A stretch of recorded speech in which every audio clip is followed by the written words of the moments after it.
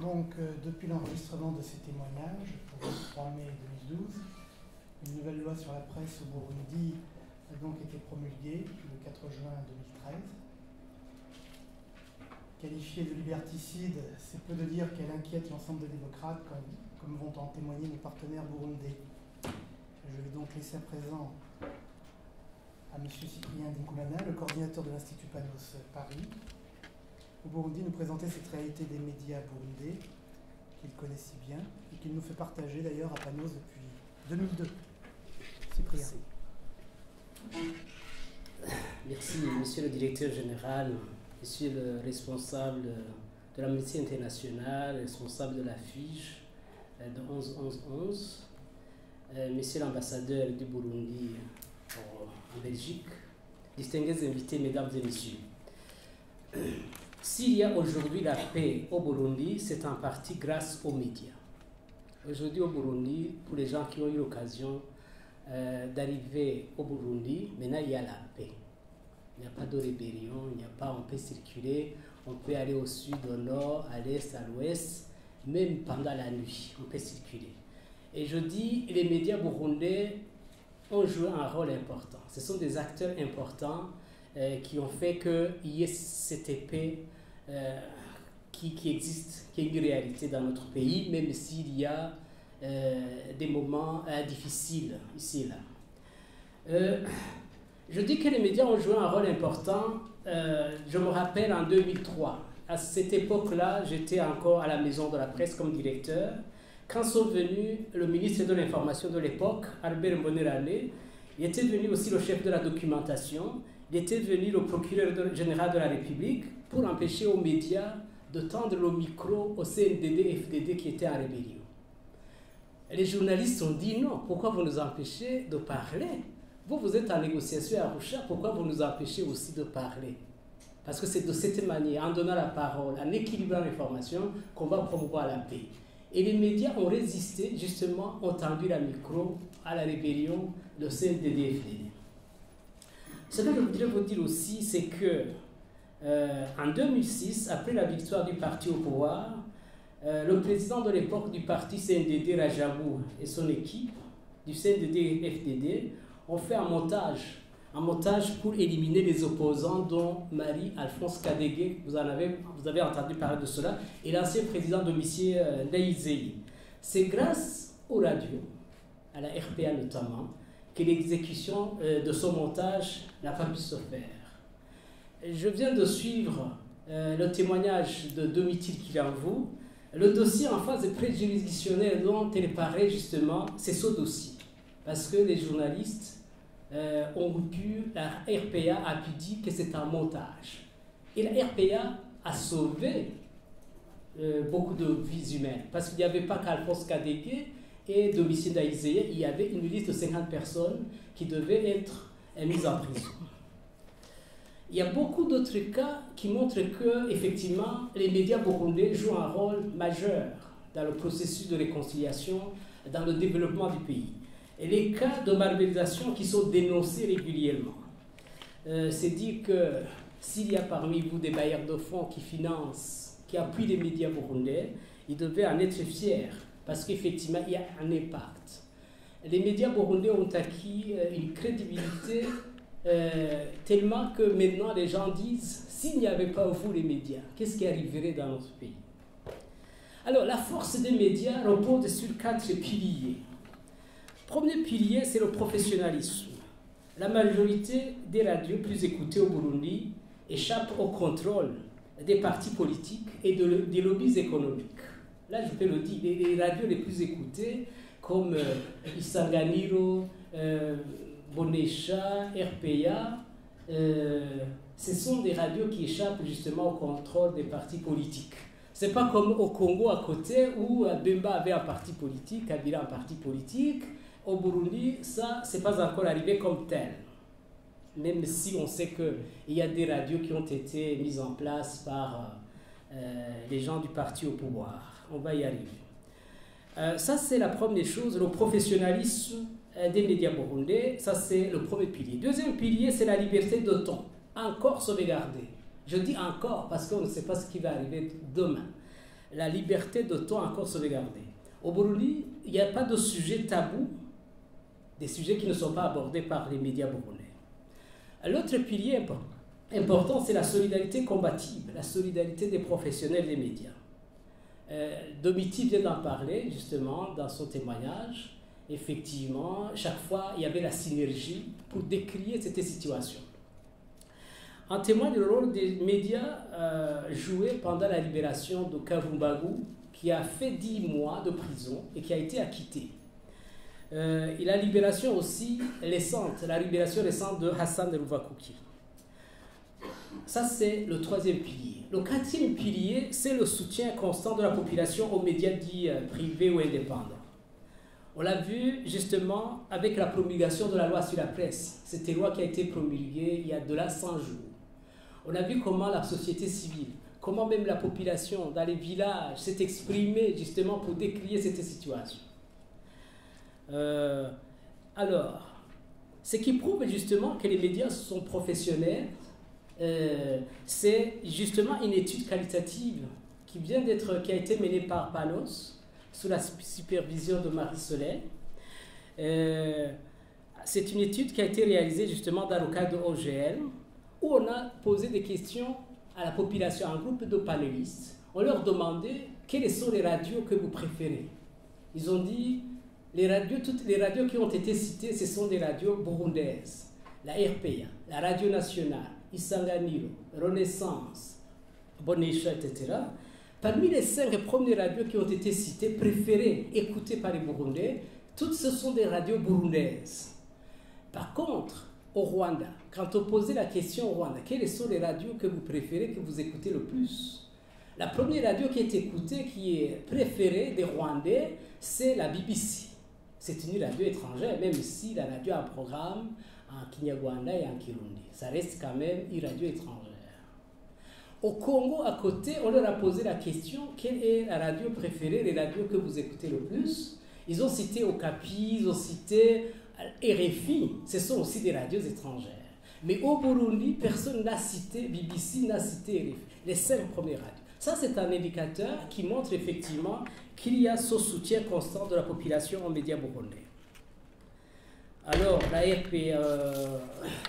la RPA, on l'aime parce qu'elle ne cache rien, justement. Les journalistes que vous venez de voir, Serge Kirambo et Domitil Kirambo et Serge Nibizi, sont tous des journalistes de la radio RPA. Justement, dans cette étude, on a demandé quel est le journaliste le plus préféré. On a demandé aux panélistes, aux gens de Bujumbura, de différentes catégories sociales de l'intérieur du pays, et les gens ont répondu, les journalistes préférés, tous les 3 journalistes préférés sont des journalistes de la RPA. C'est d'abord Domitil Kirambo, après c'est Serge Nibizi, après c'est... comment il s'appelle? Il y a un autre, Gilbert, aussi de la RPA. Et le 4e journaliste qui revenait, c'est mon compatriote ici à côté, c'est Innocent Mohozi. Parce que Mohozi, à l'époque, il animait une émission aussi qui intéressait les gens, Libre et Égaux, et l'émission aussi Éco-Enjeu. Alors, est-ce que les radios burundaises vont-elles continuer à jouir de cette liberté? Parce que nous vivons un environnement aujourd'hui qui ne favorise pas la liberté de la presse. D'abord, avec cette nouvelle loi, les droits essentiels à l'exercice de la profession sont bafoués. Citons par exemple la protection des sources, les amendes exorbitantes, parce que multipliées par 20, par rapport à la loi de 2013, les pouvoirs exorbitants qui ont été donnés aussi au Conseil national de la communication. Lequel Conseil national de la communication est nommé par le président de la République. Donc, c'est un organe, des fois, qui n'a pas l'indépendance qu'il faut, alors que ça devait être une autorité administrativement indépendante. L'autre situation qui fait que la situation est fragile, que tout un chacun devait veiller à cela, c'est l'environnement économique qui est difficile. L'environnement difficile, d'abord l'environnement économique du pays, mais de surcroît l'environnement aussi des médias, qui ne permet pas aux journalistes d'accéder à l'information. Parce que sans pouvoir accéder à l'information, sans pouvoir aller sur le terrain, aller à l'intérieur, parce que les radios n'ont pas beaucoup de moyens, ça c'est aussi une réalité et un problème, un défi. L'autre point, c'est l'instrumentalisation des médias publics. Au Burundi, l'environnement est tel que la télévision, la radio, ce sont des médias qui sont instrumentalisés. On le voit, les extraits qui passent où effectivement on doit faire parler le président de la République, des discours, des extraits du discours du chef de l'État chaque jour. On montre chaque fois le chef de l'État dans les travaux communautaires.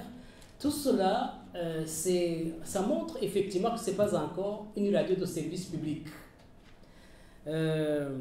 L'autre point, c'est les relations quasi de tension entre les médias publics et le pouvoir issus des élections de 2010.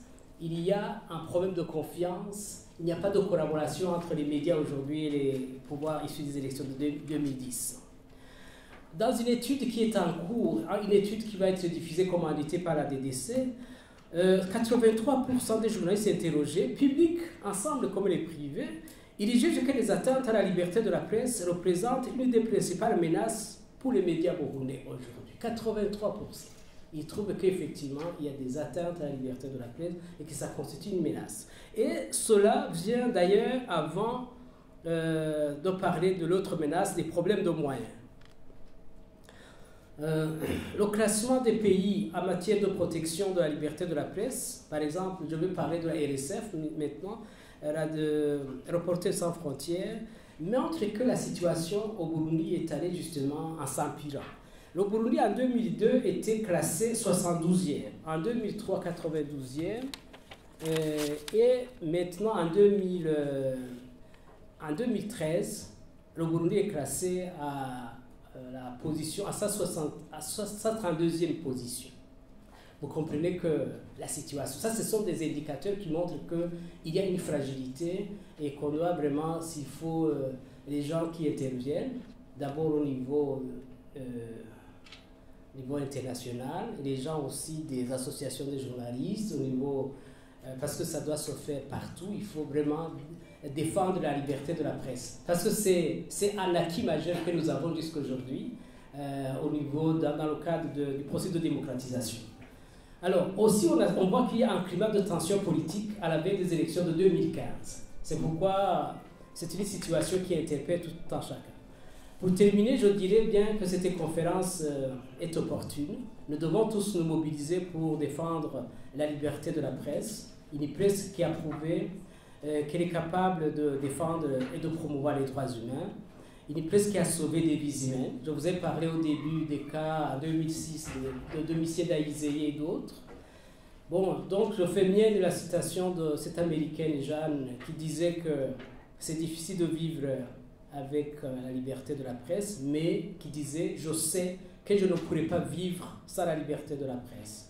Je vous remercie pour votre attention et je passe la parole à mon compatriote Alexandre qui va vous parler justement de cette loi sur la presse. Et il me semble aussi qu'il va vous parler beaucoup plus des témoignages, des cas concrets en fait, en rapport avec ces atteintes à la liberté de la presse. Merci.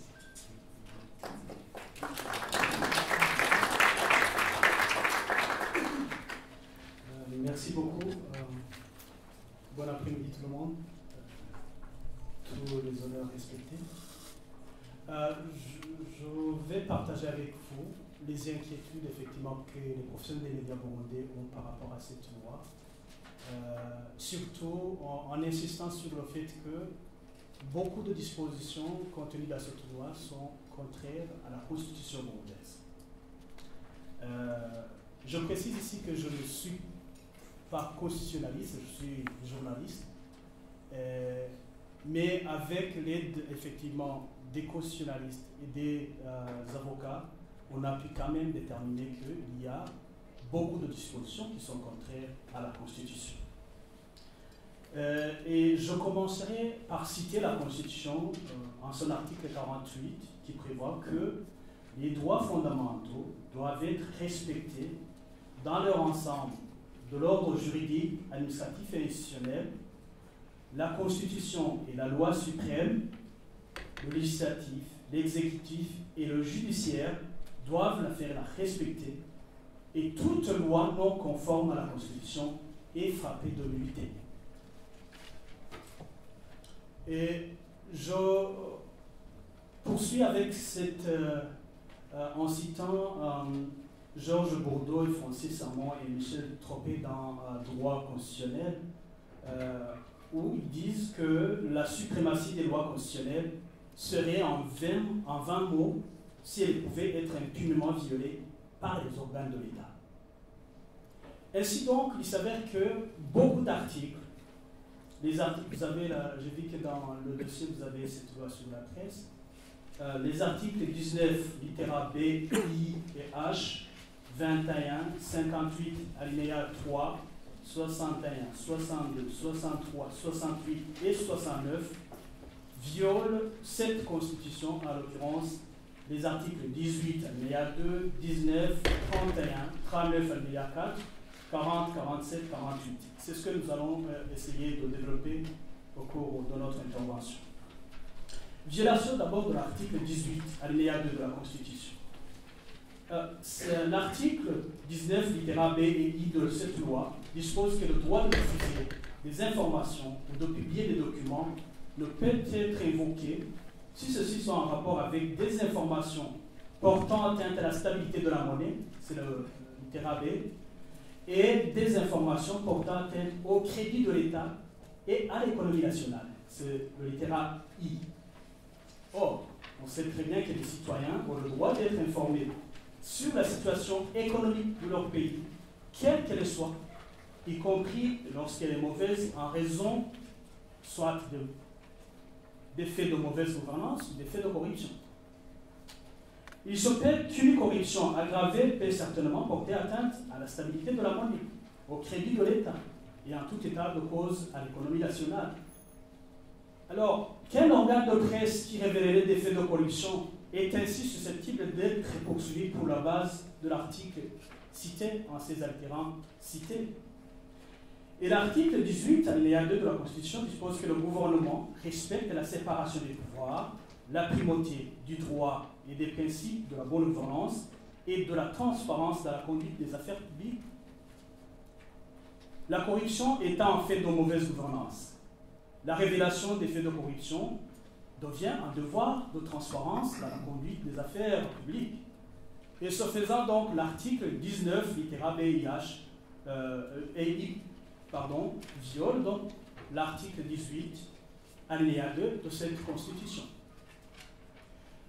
Il y a aussi la violation de l'article 19 de la Constitution, qui fait référence aux instruments internationaux que le monde a ratifiés, qui précise que les droits et les devoirs proclamés et garantis, entre autres, par la Déclaration universelle des droits de l'homme, les pactes internationaux relatifs aux droits de l'homme, la Charte africaine des droits de l'homme et des peuples, la Convention sur l'élimination de toutes les formes de discrimination à l'endroit des femmes et la Convention relative aux droits de l'enfant qui font partie intégrante de la Constitution de la République du Burundi.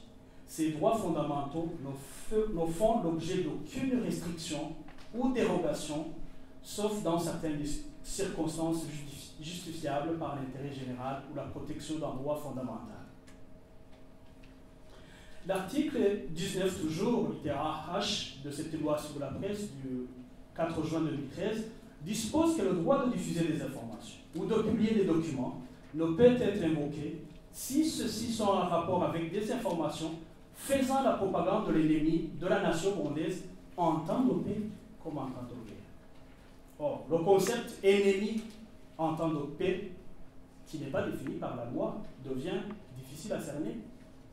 Quand un individu ou un groupe d'individus répandant ou défendant des opinions en opposition à celles que défend par exemple le gouvernement, les pouvoirs publics, peut ou peuvent être considérés par celui-ci comme ennemi de la nation.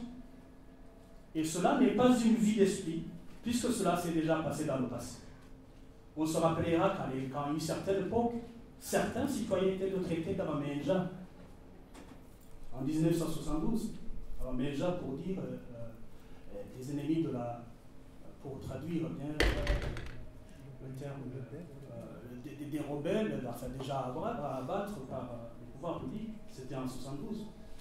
Le concept d'ennemi de la nation burundaise en temps de paix peut donc être utilisé pour porter atteinte aux droits reconnus par l'article 19 de la Déclaration universelle des droits de l'homme, qui dispose que tout individu a le droit à la liberté d'opinion et d'expression ce qui implique le droit de ne pas être inquiété par ses opinions et celui plutôt de chercher, de recevoir et de répandre sans considération de frontières les informations et les idées par quelque moyen d'expression que ce soit. Et donc, par conséquent, l'article 19, littéra H de la loi sur la presse viole l'article 19 de la Constitution. Violation de l'article 31 de la Constitution. L'article 58, alinéa 1 et 3 de la loi du 4 juin 2013 dispose que le Conseil national de la communication, après 3 mises en garde, peut suspendre ou interdire la circulation, la distribution ou la vente de journaux, des périodiques ou tout autre support d'information, la diffusion d'une émission, l'exploitation d'une station de radio ou de télévision ou d'une agence de presse quand il viole les dispositions prévues aux articles 17, 18 et 19 de la présente loi. Vous allez voir ces dispositions 17, 18, 19. Je m'imagine aussi qu'il y avait l'article 20 qui n'est pas cité ici. Et donc, la décision, c'est ça qui est très important, la décision du Conseil national de la communication devient exécutoire nonobstant le recours susceptible d'être exercé devant la Cour administrative. Et donc, la décision du Conseil national de la communication devenant immédiatement exécutoire, l'exploitation d'un organe de presse peut être interdite pour plusieurs années avant que la Cour administrative ne se prononce. Et dans la pratique, un organe de presse peut être donc de facto fermé définitivement car la procédure peut être longue avant qu'il n'intervienne le jugement définitif. Il serait ainsi difficile d'imaginer que pendant cette période, l'organe de presse maintienne en service un personnel inactif en attente de jugement.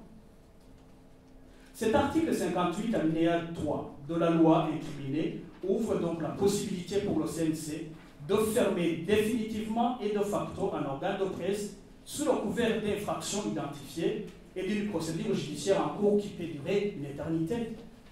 On sait très bien combien les dossiers judiciaires durent dans notre pays. Ainsi, l'article 58, alinéa 3, vide totalement de sa substance l'article 31 de la Constitution, qui dispose que la liberté d'expression est garantie. Par cette disposition, le CNC dispose donc du pouvoir de priver un organe de presse de cette liberté constitutionnelle avant même qu'une juridiction n'ait encore établi les faits infractionnels et prouvé la culpabilité de l'organe victime de la décision.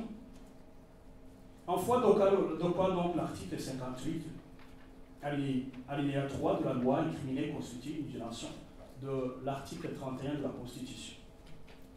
La violation de l'article 39, alinéa 2 de la Constitution.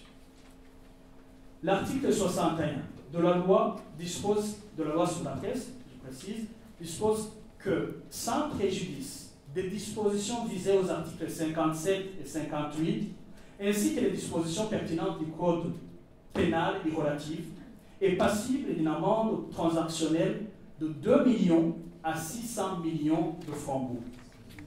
6 millions plutôt, tout organe de presse et de communication qui aura publié ou diffusé des informations contenant dans les délits prévus aux articles 18 et 19.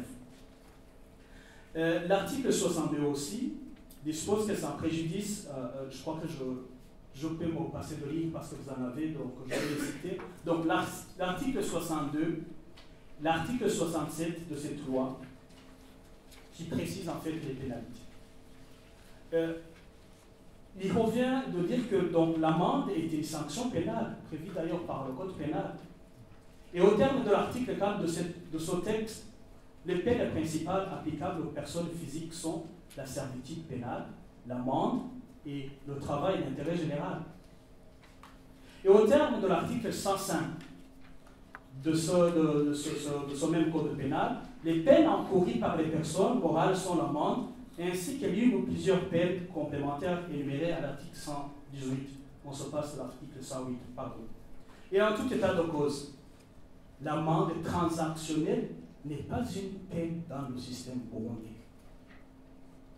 et au terme de l'article 16 du Code de procédure pénale, pour toute infraction punissable d'au moins d'un an de servitude pénale de sa compétence, l'officier de police judiciaire peut, s'il estime qu'en raison des circonstances, la juridiction de jugement se bornerait à prononcer une amende ou éventuellement la confiscation, éviter l'auteur présumé de l'infraction à verser au Trésor une somme dont il détermine le montant sans qu'elle puisse dépasser le maximum de l'amende encourue.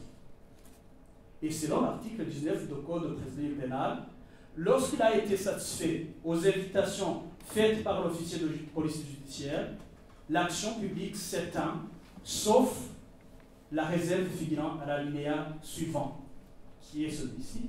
L'officier du ministère public visé à l'article 18, ou celui sous l'autorité directe duquel il exerce ses fonctions, peut décider de poursuivre dans un délai d'1 mois à compter du jour du versement de l'amende ou au jour plutôt de la notification de la décision de poursuite à l'intéressé.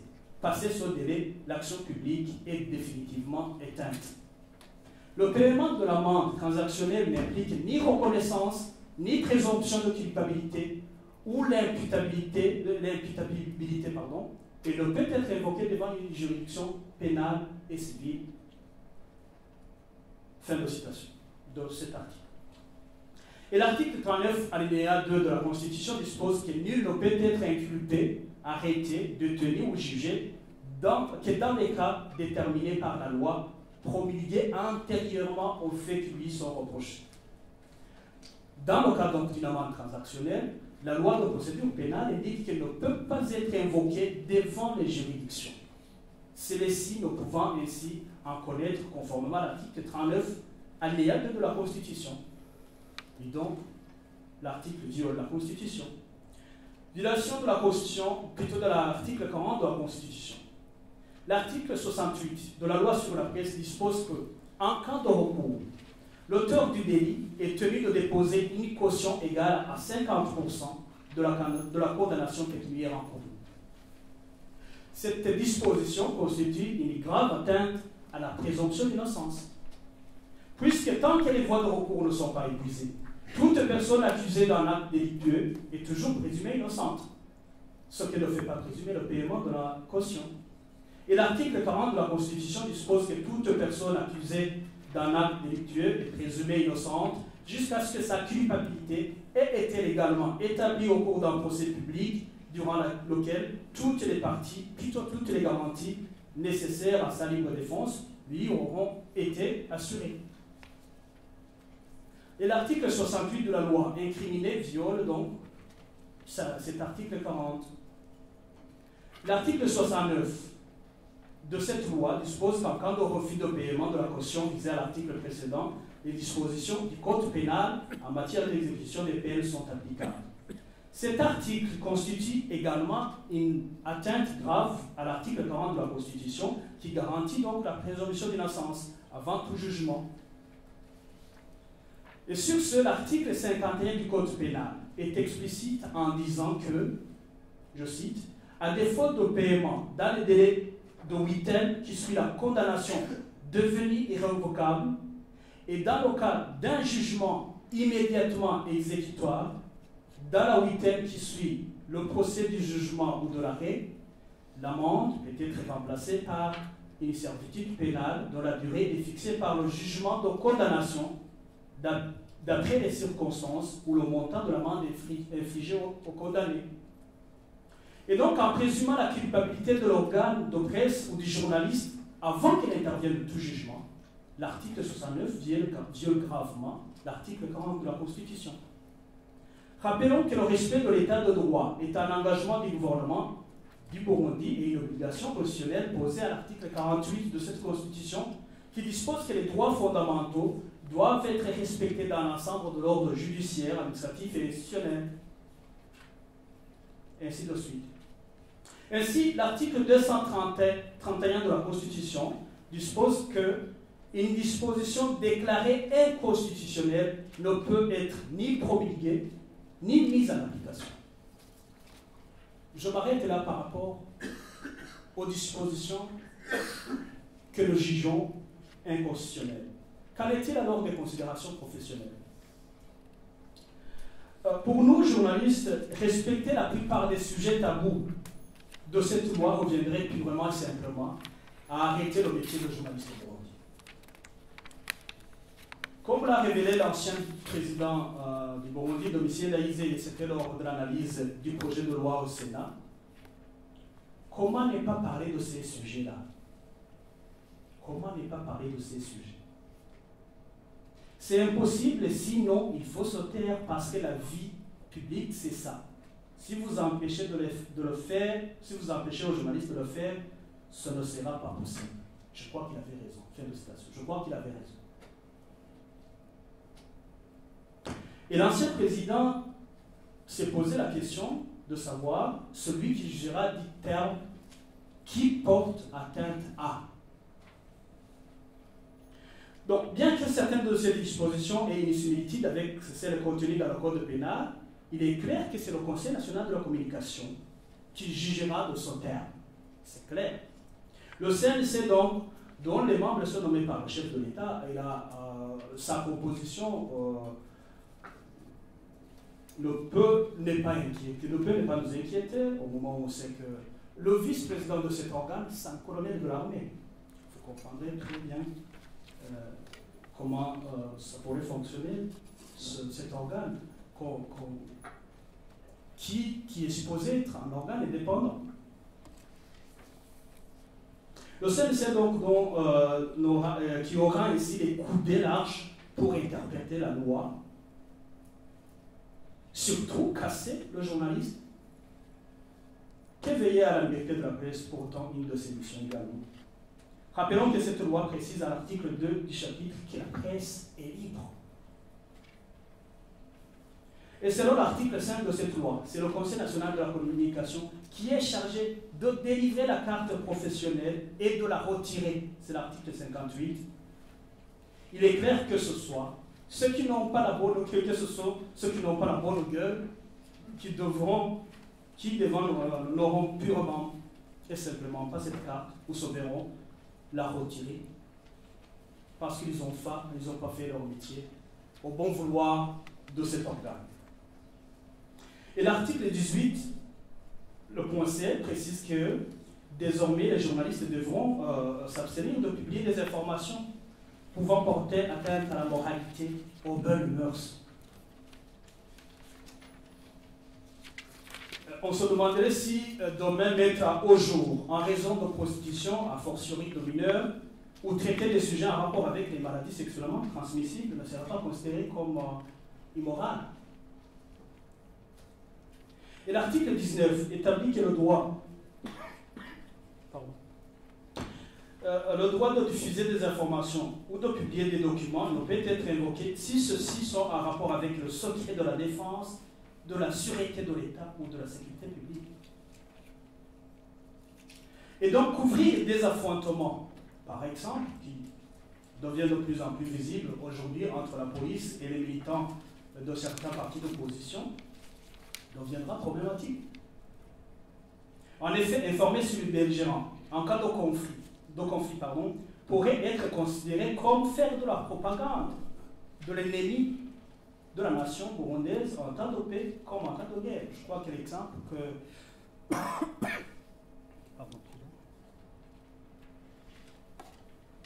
Je crois que l'exemple que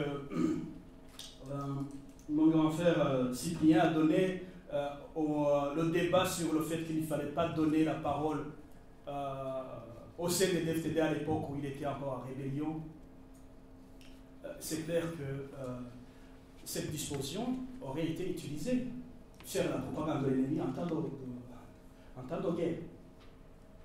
Plus encore, un tel sujet touche aussi la sécurité nationale.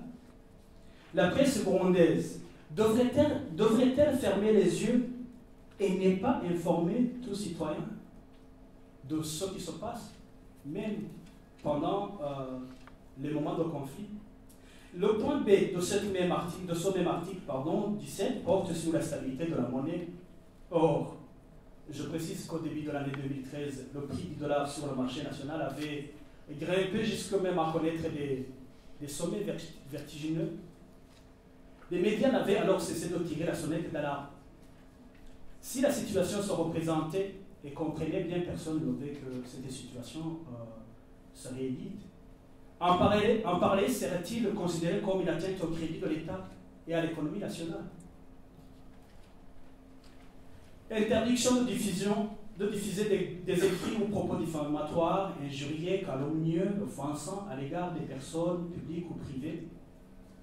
Et donc, en cas de confirmation d'abus orchestrés par des personnalités publiques, bien évidemment, en cas d'enquête minutieuse, la presse sera-t-elle bâillonnée?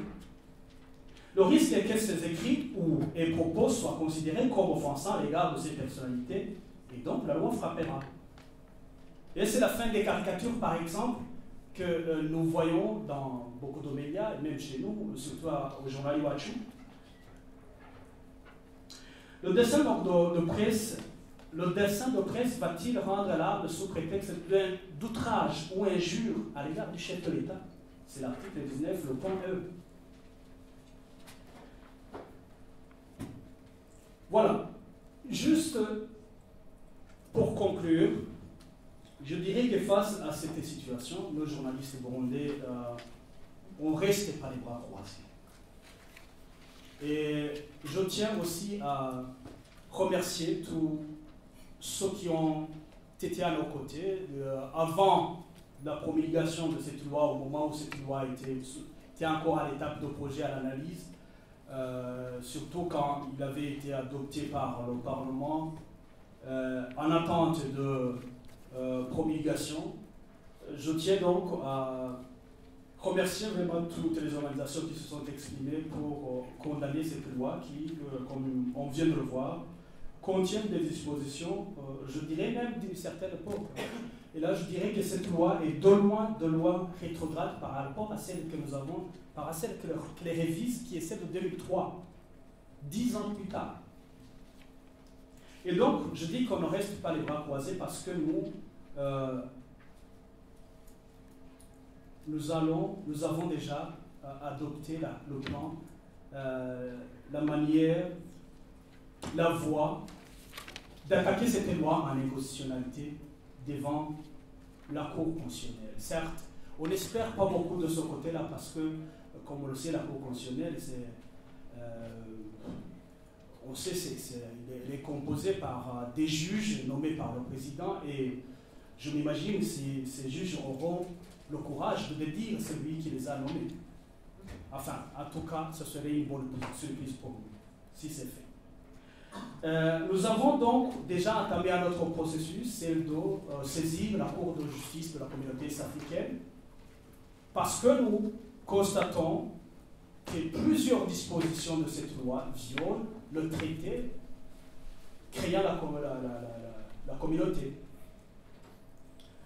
Sinon, on reste avec les pieds sur terre en nous engageant à continuer à travailler professionnellement, avoir comme repère l'éthique et la déontologie professionnelle, et à continuer à rendre ce service public, à continuer à respecter ce contrat que nous avons avec ce public. Nous avons un contrat avec le public burundais de l'informer, et ça, nous ne sommes pas prêts à le rompre. Je vous remercie.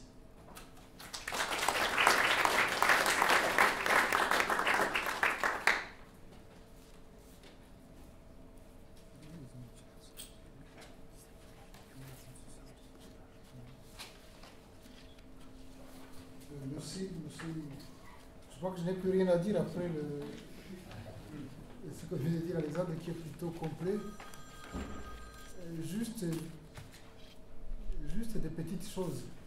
En tant que journaliste, je ne vois pas pourquoi je ne peux pas aller couvrir un conflit entre un acteur politique et l'administration. Et si jamais je vais faire un reportage, être tabassé comme c'est le cas, une fois, deux fois, trois fois, quatre fois aujourd'hui.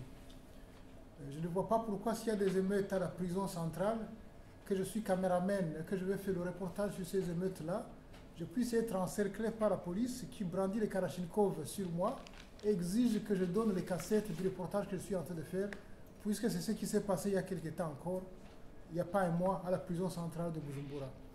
Je ne vois pas pourquoi, si je reviens d'un reportage sur une conférence d'une organisation de la société civile sur des questions de gouvernance, la nuit, on casse ma porte pour me confisquer les cassettes de reportage que je ne sache même pas trop qui a cassé la porte, etc. etc. En des mots banals et simples, c'est de cela que nous parlons quand nous disons cette loi est dangereuse. Je ne vois pas pourquoi je serais agressé parce qu'un opposant politique s'est exprimé sur mon antenne. Je ne vois pas pourquoi, parce que des gens de la société civile qui dénoncent des exécutions extrajudiciaires ou des emprisonnements abusifs, je deviens un ennemi du pouvoir ou de l'État parce que je fais des choses simples comme celle-là. C'est de cela qu'il s'agit, parce que c'est ça concrètement que nous vivons au quotidien. Nous sommes dans une situation quand même extrêmement inquiétante, aussi intéressante que... Vous savez, le Burundi, c'est peut-être un des pays où les gens s'expriment, malgré tout ce qu'on est en train de dire, très librement. Ce que nous sommes en train de dire ici, nous le disons de la même manière ou en plus violent que ça chez nous. Sans hésiter, en sachant qu'il y a des risques, ben nous le faisons. Nous savons aussi qu'au sein des pouvoirs publics, il y a des logiques de répression, de restriction, mais il y a également d'autres personnes qui disent que ce n'est pas ça qu'il faut faire. Il ne faut pas réprimer, il faut rester ouvert, etc. Quand les policiers, certains policiers tabassent nos collègues, il y a d'autres policiers aussi qui disent qu'il ne faut pas tabasser ces gens, ils sont en train de faire leur travail. C'est des réalités aussi de ce pays-là. Mais notre acharnement, c'est de dire, depuis l'indépendance du pays, il y a eu accumulation de problèmes, accumulation de frustration, accumulation d'exclusion, qui ont débouché sur la guerre que nous venons de vivre depuis pratiquement les années 90. Il n'est pas possible qu'on ramène encore une fois, qu'on referme l'espace de débat, de revendication pacifique, parce que la conséquence, nous la connaissons. De la même manière que l'élite nationale d'ethnie Hutu, qui a été exclue pendant des décennies, qui ne pouvait pas dire qu'elle est exclue. Vous ne pouviez pas dire que vous êtes exclu sans être mis en prison pendant tout ce temps-là. Si cette élite a fini par prendre les armes, c'est parce qu'elle ne pouvait pas s'exprimer autrement, pacifiquement. Il n'est pas possible qu'aujourd'hui, avec tout ce que nous avons vécu, on referme l'espace d'expression libre, l'espace du débat, de résolution simple et pacifique des conflits, pour prendre le risque, encore une fois, que les gens replongent dans la violence. Parce que si hier, certains se sont battus pour des raisons ethniques ou de justice, mais aujourd'hui, demain, d'autres peuvent se battre exactement pour les mêmes raisons ou simplement des raisons un peu plus politiques. Parce que ce qui est intéressant aussi, il ne faudrait pas croire que tout est noir chez nous, ce n'est pas vraiment le cas. Nous sommes censés être des noirs, mais tout n'est pas noir quand même. Il y a des choses extrêmement intéressantes chez nous. Le débat aujourd'hui, par exemple, n'est plus ethnique. Les opposants les plus pourchassés ne sont pas Tutsis, c'est des Hutus qui sont pourchassés par un pouvoir qui est censé être Hutu. Certains ministres parmi les plus durs envers l'opposition, parfois Tutsi, ne sont pas des ministres Hutus, c'est des ministres Tutsi du gouvernement Hutu, etc. Donc c'est devenu une affaire tout simplement politique, et c'est ça qui est vraiment intéressant. Et encore une fois, tel que je suis en train de dire les choses là, c'est de cette manière-là dont on en parle chez nous. Et c'est ça que nous ne voulons pas perdre. Nous ne voulons laisser personne croire qu'il a le droit ou la prérogative de nous enlever le droit en tant que citoyens, de dire ce que nous pensons sur notre pays, de dire ce que nous pensons et ce que nous voyons sur les affaires publiques de chez nous, parce que nous ne reconnaissons pas ce droit immanent, comme on dirait, ou qui tomberait de je ne sais où, de qui que ce soit. Le président de la République, le gouvernement, l'Assemblée, nous devons les respecter, ces institutions. Elles portent un poids énorme sur les épaules pour la gestion de la société, mais en même temps, elles n'ont de légitimité, nous ne leur reconnaissons de légitimité, nous ne leur donnons respect que s'ils comprennent que d'abord, ils sont chargés de préserver nos droits et de nous faire avancer, pas de nous faire régresser. En des mots simples, c'est un petit peu cela. Qu'on en arrive aujourd'hui à interrompre un concert de reggae, il y a une semaine, un concert de reggae, 45 minutes après, la police arrive, le maire de la ville envoie des gens arrêter le concert. Qu'est-ce qui se passe? Raison de sécurité. Mais où est la raison de sécurité dans un concert de reggae où il ne se passe rien d'autre? Oui, il y avait peut-être un peu de fumée par-ci par-là, mais bon. Comme tous les concerts de reggae spécialement, mais les autres aussi d'ailleurs. Donc c'est des choses quand même qui deviennent grotesques et qui ne concernent pas que la presse qui concerne tous les autres citoyens aussi dans le pays.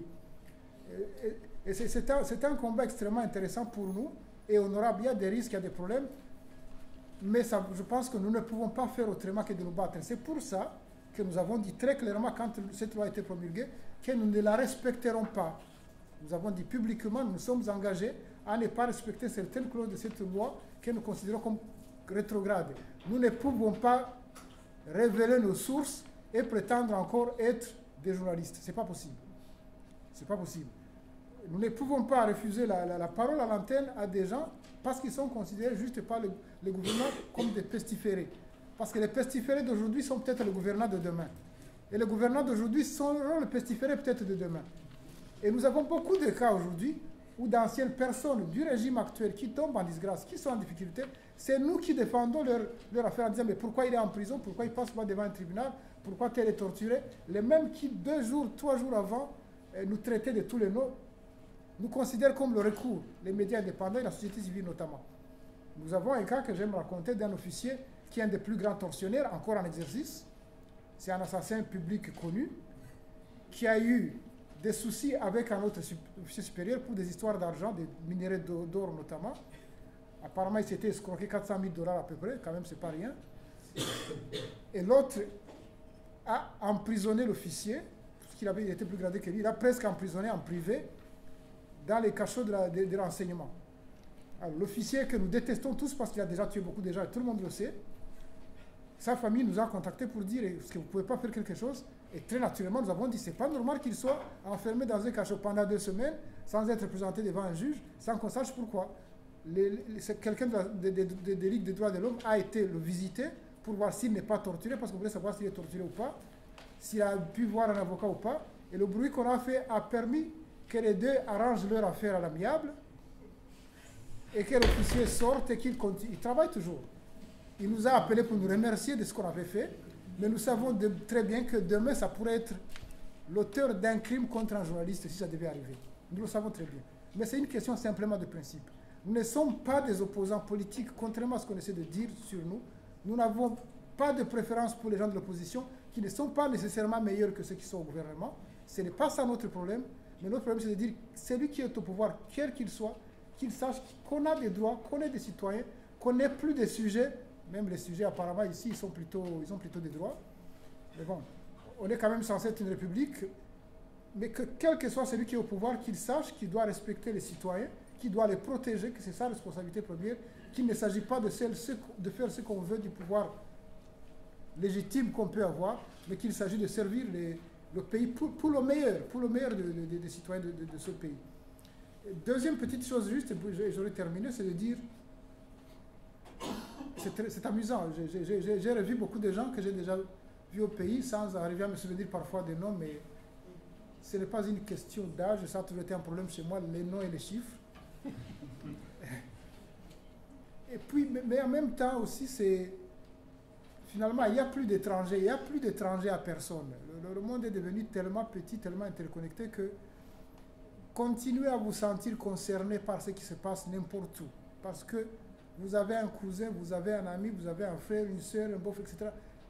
N'importe où sur Terre, je suis sûr que chacun d'entre nous ici, sur les 4, il y a 4 ou 5 continents.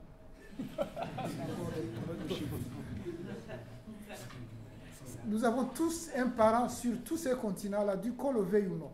Moi, je m'amuse à dire tout le temps avec amusement, en fait, moi, je suis de mère rwandaise, de père burundais, mais mon oncle est congolais. Il est congolais de la chefferie de Barundi, juste à côté là. Donc, je suis burundais, rwandais, congolais. Et c'est pour ça que nous autres, dans les associations, quand il y a eu la chasse aux étrangers, il y a 2 ans peut-être, les Congolais, les Rwandais, les Tanzaniens, les qui étaient là, les Omanais, etc., nous avons gueulé, nous avons protesté en disant mais qu'est-ce que c'est cette histoire-là? Vous ne pouvez pas nous dire qu'il y a de la criminalité à cause des étrangers. Nous avons très clairement dit mais quand les Européens font des charters pour envoyer les nègres en Afrique, ne vous inquiétez pas, nous on s'amuse à se traiter de Hutus, de Tutsis, de nègres, ça ne dérange personne. Donc c'est sans arrière-pensée si je dis ça. Nous disons ils sont racistes. Mais nous, quand nous chassons le Congolais, quand nous chassons le Rwandais ou le Tanzanien, nous sommes quoi? Donc c'est vraiment ce type. ce type de choses très élémentaires, simples, chacun où il est, il doit se sentir concerné par ce genre de problème, parce que ce n'est que comme ça qu'on arrivera tous à élargir notre espace de vie normal et épanoui. Retenez-moi, sinon je vais continuer à délirer. Merci.